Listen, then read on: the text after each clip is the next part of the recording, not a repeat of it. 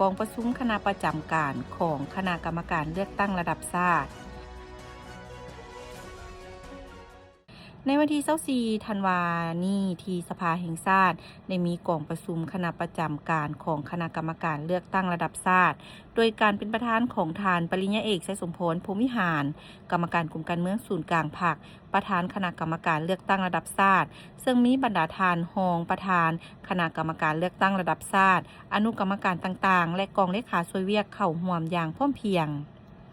กองประชุมได้รับฟังการสรุปตีราคาการเคลื่อนไหวเวียกงานบาท9ที่1 2และแผนการจัดตั้งปฏิบัติบาท9ที่3ของคณะกรรมการเลือกตั้งระดับชาติผลสำเร็จการดำเนินกองประชุมฝึกอบรมให้แก่พนักงานลักแรงอ้อมข้างศูนย์กลางและท้องถิ่นเพื่อรับใช้การเลือกตั้งสมาชิกสภาแห่งชาติสุดที่10และสภาประชาชนคันแขวงสุดที่5และปัญหา